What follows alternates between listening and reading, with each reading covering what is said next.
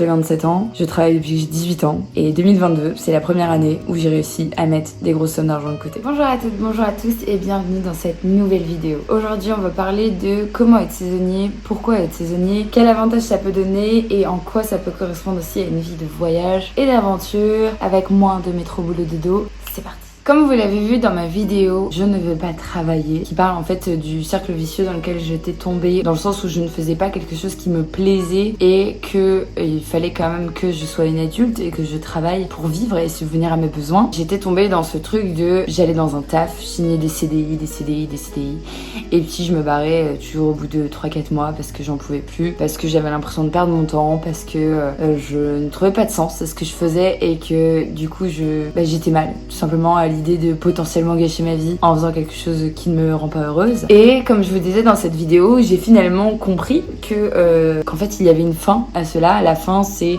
tout simplement de découvrir quelle est notre passion, qui nous fait vibrer et ce qui nous donne vraiment un sens à sa vie. Sauf que la réalité est que on ne peut pas toujours en vivre tout de suite. Ça, je pense que tout le monde le sait et c'est bien pour ça que souvent on a tendance à ne pas se lancer. C'est parce qu'on a peur de ne pas pouvoir en vivre, on a peur de galérer, on a peur aussi d'aller vers ses rêves. Moi, j'ai quand même mis le pied à l'étrier. J'ai écrit mon livre. Je me suis aussi lancée dans le coaching, comme vous le savez. Donc, je suis une voix qui me rend heureuse, qui m'épanouit. Comme je disais, au début, on n'en vit pas toujours. Et dans ce cas-là, faut bien travailler pour subvenir à ses besoins. Et c'est là qu'intervient la saison. Il y a une partie de moi qui vous dira que j'aurais aimé découvrir ça beaucoup plus jeune. Et l'autre part qui va vous dire, non, c'était vraiment mon chemin qui devait être comme ça. Et finalement, toutes les expériences de travail que j'ai eues auparavant m'aident aujourd'hui à pouvoir travailler dans après n'importe quel poste en saison. Donc, vous n'avez pas besoin d'avoir un BTS de tourisme pour être saisonnier. Je dirais que ça dépend plutôt du caractère. C'est-à-dire que n'importe quel jeune qui est un peu fun, un peu rigolo, qui est créatif, qui a des idées, qui aime faire la fête, etc. peut devenir animateur. N'importe quelle personne organisée, rigoureuse, gentille, altruiste, qui aime le contact avec le client, peut devenir réceptionniste. N'importe quelle personne énergique, sociable peut devenir serveur, etc., etc. La liste est longue et on n'a pas forcément besoin d'avoir d'expérience. Il suffit d'avoir déjà de la volonté. Il faut savoir qu'aujourd'hui, dans notre société, il y a énormément de travail.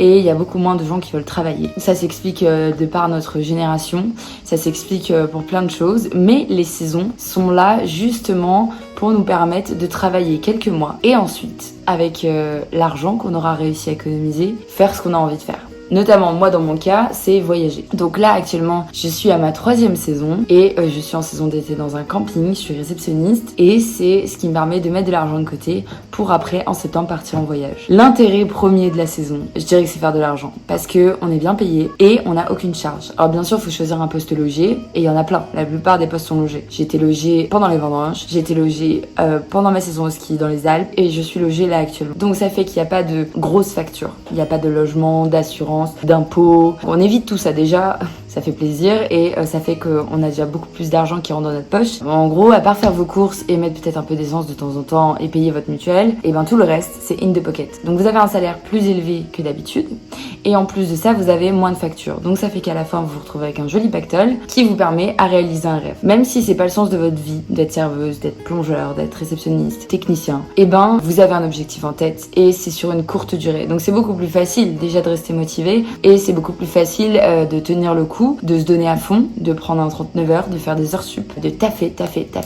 En plus de travailler dans des cadres de vacances, parce que quand on est dans les Alpes, on peut en profiter pour aller faire du ski sur ses jours de repos. Là, moi, je suis en Ardèche, j'en profite pour aller faire du canoë ou ce genre de choses sur mes jours de repos. Donc, vous êtes dans un lieu de vacances, mais vous travaillez, et vous travaillez pour un objectif et sur une courte durée, et vous êtes bien payé, et vous avez moins de factures. Là, vous avez tout ce qui fait que c'est super d'être un saisonnier. Ensuite, bien sûr, il y en a qui trouveront avantages et inconvénients. Moi, personnellement, je trouve que des avantages, et c'est vraiment quelque chose qui me correspond, et je suis contente d'avoir trouvé ça parce que c'est la première fois de ma vie que j'arrive à économiser de l'argent. Vraiment. J'ai 27 ans, je travaille depuis que j'ai 18 ans et 2022, c'est la première année où j'ai réussi à mettre des grosses sommes d'argent de côté. Ces grosses sommes d'argent vont me permettre tout simplement de partir en voyage et d'être tranquille pendant plusieurs mois. Aussi, cet argent peut nous permettre tout simplement de réaliser un projet, de partir 3 mois en saison et de revenir revenir de se payer son permis ou de se payer sa voiture, de se payer un gros voyage, de se payer un investissement dans notre entreprise. Là, j'estime pas que je m'enrichis, je mets juste de l'argent de côté, pas un enrichissement. L'enrichissement, c'est dans ce que je vais faire dans le coaching, mon travail d'auteur, de livre, en développement personnel, c'est tout ça en fait. Et ces projets-là,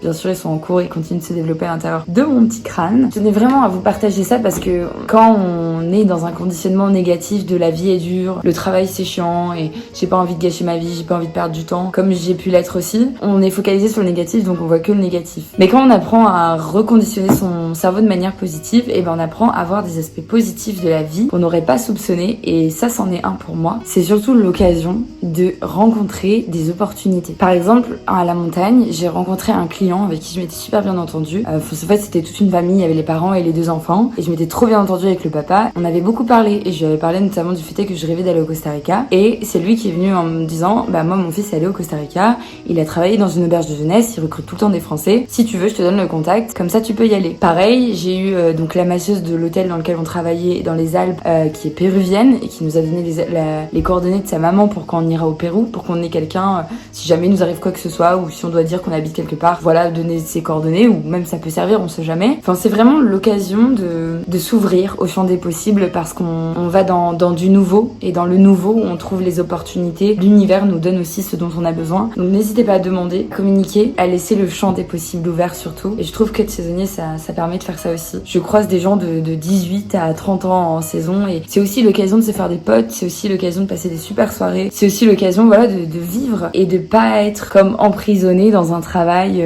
En fait, que ce soit bon ou mauvais là où vous êtes, vous savez que c'est que temporaire et que c'est pour un objectif et que vous y arriverez. En tout cas pour moi, c'est comme ça que ça se passe. Donc voilà, je me dis que ça se passera aussi peut-être comme ça pour vous. Sachez qu'il y a des saisons à peu près toute l'année, donc vous pouvez même en faire plus. Il y a les saisons d'hiver qui commencent fin novembre et qui vont jusqu'à avril-mars. Il y a la saison d'été, donc ça pareil, ça peut vous faire aller dans des destinations super. Il y en a qui font leur saison d'été en Corse, dans des endroits proches de chez nous. N'allez pas en Espagne parce qu'ils sont sous-payés. Enfin, en tout cas par rapport à notre SMIC, c'est effroyable. Et donc vous avez la saison d'été qui fait donc de mai jusqu'à début septembre, et après en septembre jusqu'à novembre il y a les vendanges. Donc en vrai vous pouvez travailler aussi toute l'année, ce qui vous permet d'avoir quelque chose qui change, quelque chose toujours de nouveau pour les gens qui vraiment qui sont comme moi et qui ont du mal à rester au même endroit, à rester en place, toujours avec les mêmes personnes, toujours dans la même routine, métro boulot dodo. C'est vraiment fait pour vous. C'est vraiment un univers qui est fait pour les électrons libres, qui est fait pour les gens ouverts d'esprit aussi, je dirais. Et j'ai trouvé beaucoup plus de gens avec lesquels j'étais alignée en saison que dans d'autres travails par exemple. Alors c'est pas valable pour tous les milieux, parce que dans les Alpes par exemple, je me sentais un peu plus proche de la mentalité et de l'âge. Ici, par exemple, au camping, c'est plus jeune et c'est un peu moins mature. Et c'est pas trop la même ambiance, on va dire. Mais on s'y fait, quoi. On sait qu'on est là pour 2 mois, on sait qu'on est là pour travailler. On a plein d'activités, de choses offertes, d'avantages. Du coup, on en profite et ça passe. Et ça passe et ça fait du bien et on vit des expériences et on bouge et voilà. C'était ma vidéo sur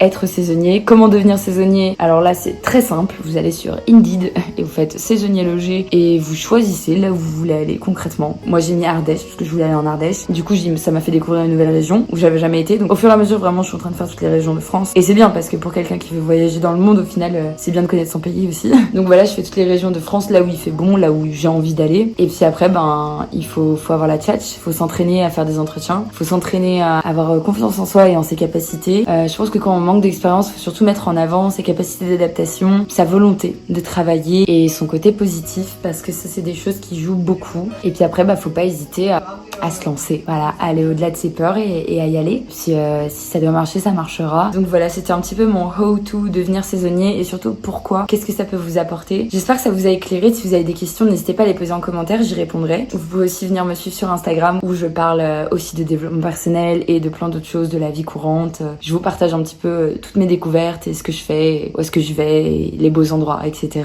Et si vous avez envie d'avoir plus d'informations sur comment s'insérer dans le monde du travail et comment s'en sortir un petit peu dans ce monde-là, je pourrais aussi peut-être en faire une vidéo, dites-le moi dans les commentaires et je réfléchirai à la question, parce que pour moi c'était quand même un énorme challenge d'être jeté un petit peu dans cette arène. J'en ai parlé un petit peu dans ma vidéo Je ne veux pas travailler, qui est juste un titre. N'hésitez pas et je vous ferai quelque chose là-dessus. J'espère que cette vidéo vous a plu, j'espère qu'elle vous a aidé et n'hésitez pas à la partager. Je vous fais de très gros bisous, prenez soin de vous et à très bientôt. Et peut-être on se verra dans une saison. Ciao. Creep while you and me repeat. This bittersweet heat is suffocating.